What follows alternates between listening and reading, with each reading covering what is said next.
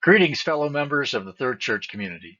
My name is Griff Vinton, and I'm presenting to you today as a representative of the Roadmap 2.0 Task Force. We're calling this presentation our first Waypoint report because at this milestone, we're taking stock of where we've been, want to think collectively about where we should go from here.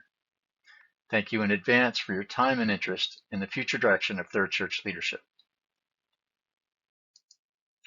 By this presentation, the Roadmap 2.0 Task Force seeks to provide small group participants our results to date to enable an informed follow-on feedback session and refinement of our recommendations. The task force has chosen this video slideshow format to enable efficient and consistent dissemination of three core elements of our update to you. First, the three initial sections will give you the background context and process for Roadmap 2.0 efforts, answering, I hope, why we're here today. Second, we'll lay out a series of key insights and implied challenges based on our assessment of the current situation, answering, what have we learned? And finally, we'll present a prototype new organizational structure that could address these challenges, answering, how can we improve board structure and processes to better meet our objectives as a congregation? While we are confident in our data and its implications, we've chosen initially to frame the potential outcome as a prototype, which presents a potential path forward that needs review and reflection from a wider church audience. That's where you come in. By equipping you with this information, we hope to engage you in a conversation to understand your feedback and integrate your input into a more refined and full proposal for approval by session and eventually the congregation as a whole. Third Church has made a bold and ambitious commitment to the vision of Matthew 25, signing on as a Matthew 25 congregation within our PCUSA denomination. These three imperatives, building congregational vitality, dismantling structural racism, and eradicating systemic poverty, provide important foundational vision and focus to our future ministries as a congregation and to our work as a Roadmap 2.0 task force. So if Matthew 25 imperatives represent our destination, then this roadmap team, among many others at Third, seeks to navigate some important steps in our journey. In May of this year, the session reinitiated the Roadmap 2.0 task force, and with it the objective pursuit of a more effective size and structure for our governing boards, recognizing the alignment of several enabling factors which we'll discuss later in this presentation. From the June Messenger, I quote, "Session felt the time was right to move forward assertively in the development of a new and more streamlined board and committee structure, one that will best serve our congregation as we seek to live into our Matthew 25 commitments." It should be clear that Session asked the task force to focus on session and trustees, given their core governance role for the congregation at Third, in the sense that these two boards present the most opportunity for streamlining and strategic structural improvement. So while we will suggest a potential small change to the Board of Deacons, Session believes they are largely sized and organized appropriately for their role as congregational caregivers. In terms of process, Roadmap 2.0 quickly got to work, integrating existing inputs with new supplemental research to generate a set of key findings and underlying problems to be addressed. With some key guidance from the staff, we then built out the prototype solution, which we'll review in detail in a later section. You can see that currently we are in an iterative review and refinement cycle, leading to session and congregational votes targeted to take place in the first 3 months of 2024. Roadmap 2.0 church members include Scott Anthony, Paul Bishop, Michelle Crane, Susan Fox, Don Pryor, and Griff Vinton. And you should know that this 6-member team has been wrestling with size, structure, and volunteer concerns since early 2020, bringing significant experience, perspectives, and commitment to the initiative. In developing the prototype structure, the Roadmap 2.0 team looked at several things. First of all, the experience and outputs from the Roadmap 1.0 process, the perspective from team member leadership experience at Third, a consultant roadmap for change in the form of the book Governance and Ministry by Dan Hotchkiss, which was employed at Asbury First Methodist for their board transition. And finally, interviews and feedback from congregations that have experienced a similar change in their process.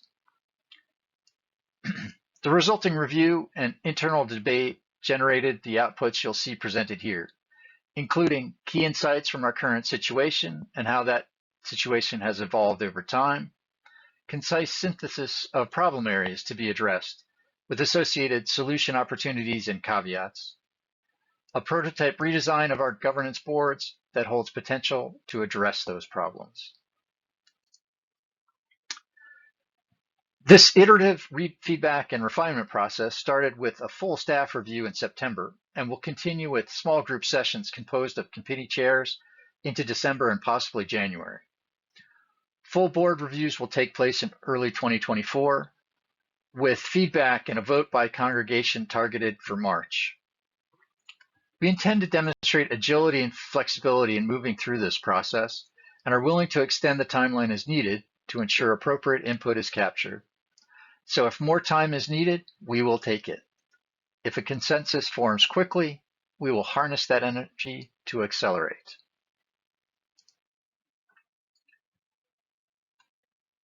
Our conversation around potential change needs to be grounded in the status quo.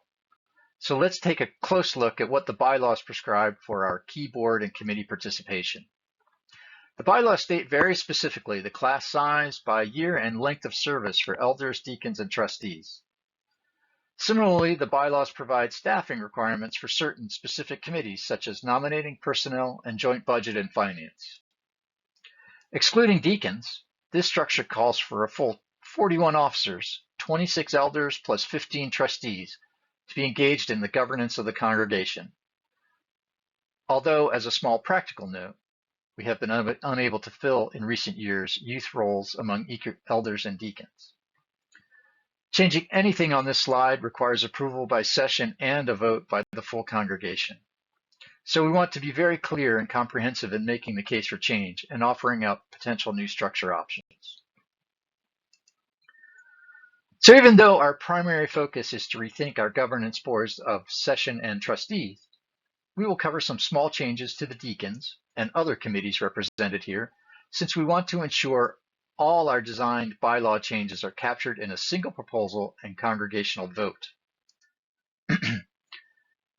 Nominating challenges and our overall large board size shaped the recommendations of the original Roadmap Task Force, which was active for nearly 2 years from early 2020 through 2021.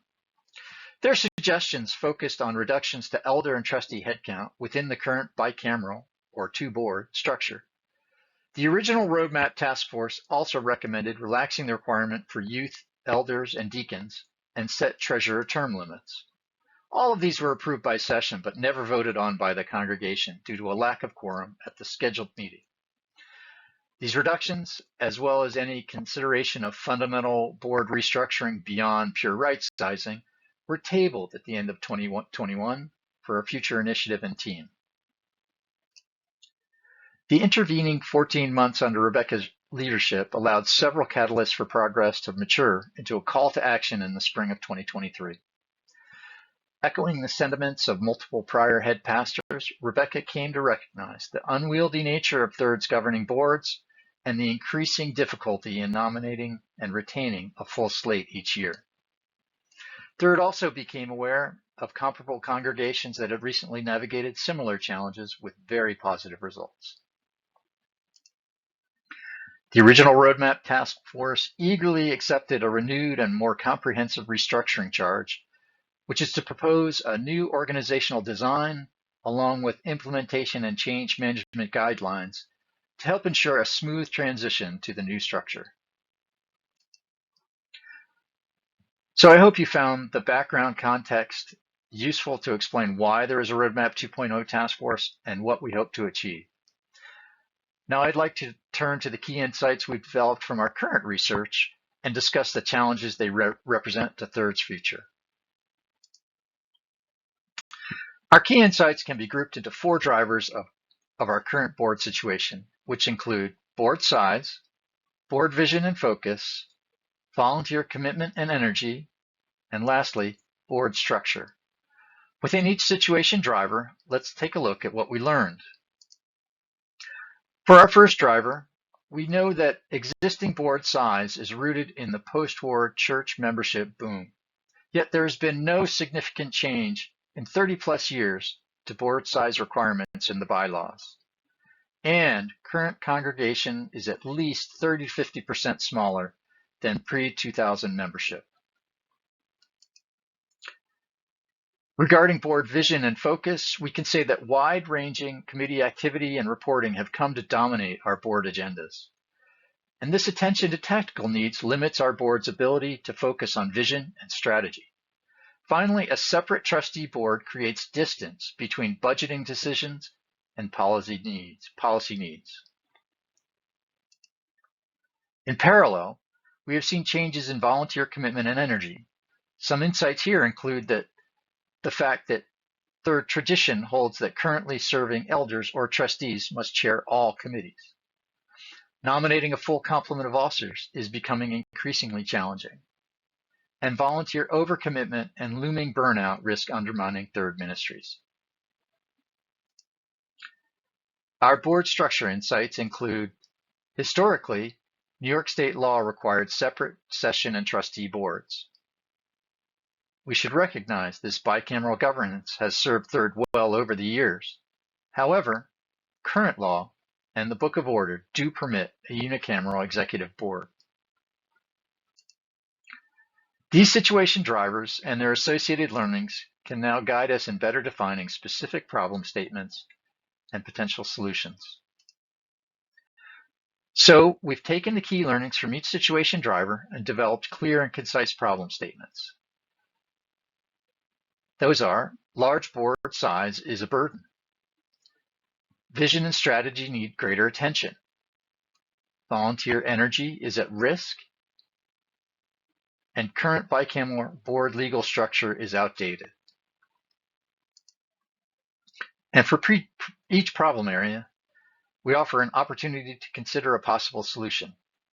In the case of a large and unwieldy board size, not surprisingly, we think TPC can be led and governed more efficiently and effectively by fewer members of the congregation, while fully enabling a pathway for all to be involved in carrying out the mission of the church. To address the lack of vision and strategy, we suggest streamlined and unified board structures organized around core ministry objectives can enable integrated vision, policy, and budget development, maximizing our sustainable impact in meeting M25 commitments. To better empower and channel precious volunteer energy, ministry leads need not always be ruling elders or trustees, but should be empowered to act independently within clear guidelines, while having access to a board for decisions when needed, such as we see in the current outreach committee and eager team model. Finally, and perhaps most significantly, we suggest considering moving away from an outdated board's legal structure. Folding trustee responsibilities into a unicameral session board of elders could significantly streamline governance and enhance a unified approach to strategic objectives. But we acknowledge that this should be approached carefully given the historical trustee role. Taken together, these problems and their suggested solutions represent the bar against which we'll want to judge the likely success of any new organizational model and associated board design. So now that we've framed the problem areas, in this next session, we'd like to consider how well some new approaches work in addressing our challenges going forward. Keep in mind that there's been no decision yet to move forward with any new organizational model or prototype structure. We are here to explain what these changes could look like and seek your input before we move forward with more concrete recommendations. That said, let me give a bit of a spoiler alert. The organizational design and prototype unicameral officer structures we're presenting on the following slides represent significant departures from past practices at Third. We will also show how the structure can support more familiar status quo options of two governing boards. So I'll ask you to be open to considering this vision carefully and know that we are very interested in your feedback. We'll first explain how the new organizational model can better channel our ministries in support of Matthew 25. Then I'll outline how each of the unicameral and bicameral structure options would work, starting with the unicameral version. The problem statements I've previously shared identify some specific challenges to address via our new organizational model. And at a high level, our ultimate goal is to align our structure with our strategy so that how we organize ourselves becomes a source of energy in meeting our objectives rather than a source of inertia and frustration. Rebecca and the Third Church staff have spent some time thinking about how Third Church could better organize our ministries around three core expressions of faith in meeting our Matthew 25 commitments. And this presentation reflects their foundational thinking. Broadly, these expressions of faith are defined simply by our relationships. First, our relationship with God and the divine, which is our expression of faith via spirituality. Second, our relationship with others, which is our expression of faith via mission. Third, our relationships among ourselves, which is our expression of faith via the congregation. Expressions of faith are supported by 6 ministry activity pillars, which is where volunteer energy is channeled to do the work of the church. This organizing principle presents an opportunity to simultaneously streamline leadership and better guide our ministry objectives in accordance with Matthew 25. Let's explore how this conceptual model could be applied in practice. Here, we've aligned within the prototype structure many of our current ministry activities in their many different forms, whether they be committees, subcommittees, task force, solo contributors, or other teams. This is a representative list and not all-inclusive of everything we do at Third, so please don't be offended if a ministry activity isn't specifically called out here. Those in red font are current official committees of session or trustees, each of which is led by a ruling elder or trustee. You'll also note, importantly, that we framed the traditional trustee functions that relate to church resources, spanning people, money, property, under their own ministry empowerment pillar. So now all the pillars have a ministry orientation of one form or another. Historically, the number and shape of existing committees, hence our activity focus, has been driven and or limited by the makeup and progression of session elders and trustees. The new structure would initially align existing activity teams within their pillar leads, but not require an aligned ministry activity to be led by a ruling elder or trustee.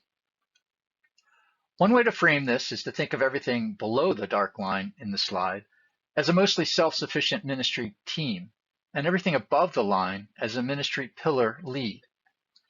The current outreach committee is a great example of how this prototype structure could work, where the outreach chair is acting as a pillar lead and member of session, while outreach subteams are mostly independent and not required to be members of session. But all those outreach subteams have a clear line to the session as their governing body for executive decision-making when needed. So the full prototype shown here would seek to replicate the outreach model to these other 5 ministry pillars. And these ministry pillars above the line would become the new session or trustee leadership, constituting much smaller boards than we have seen previously. This model helps focus the respective desired activities of the board and the ministry teams aligned to each pillar. Above the line, the board is responsible for strategy, developing a vision, setting policies, and allocating enabling budgets.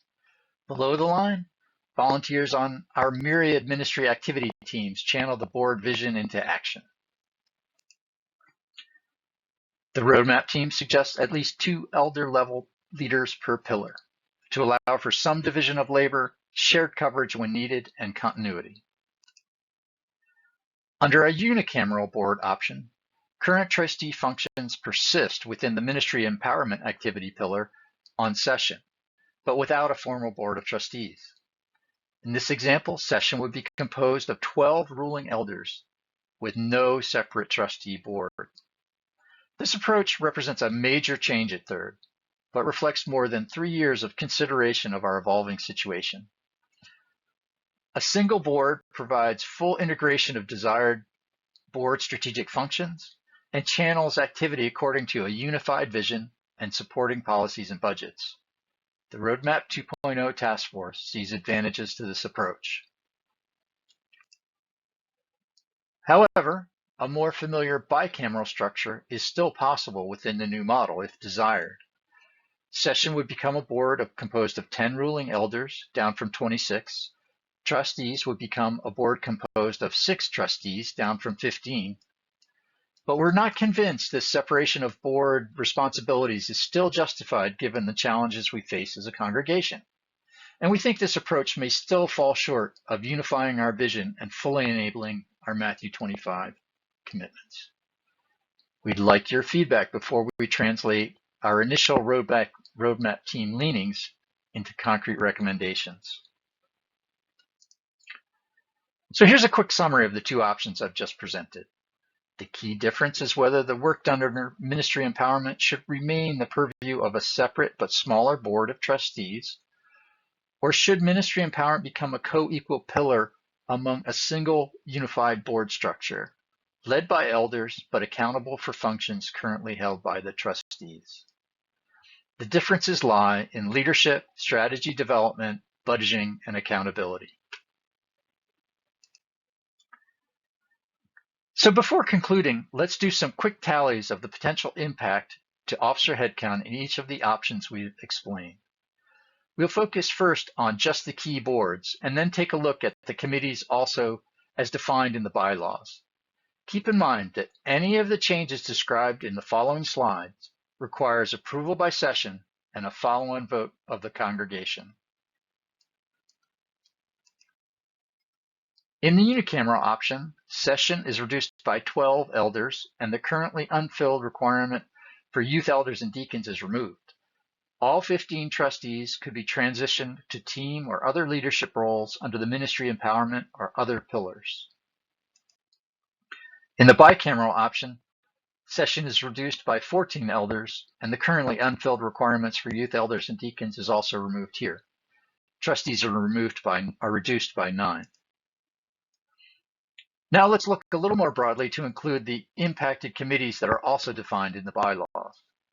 This slide repeats the board baseline and adds trustee, executive committee, and investment committees, as well as nominating personnel and joint budget and finance. Under the unicameral option, nominating and personnel each decrease by 2 at-large members, and trustees are removed from all committees. But we recommend adding a deacon member to the personnel committee in any option, and limiting to 6 the number of annual sequential terms for the treasurer, which would also apply regardless of option chosen. In the bicameral option, all unicameral committee changes hold, but trustees are retained on nominating, personnel, and joint budget and finance. So in closing, we'll leave you with these questions on this slide to consider. You'll have an opportunity to share your feedback during an upcoming session as we continue to broaden our outreach and learn from more members of the congregation and its leadership. Details for those sessions will be shared shortly if you didn't receive them with the link to this presentation.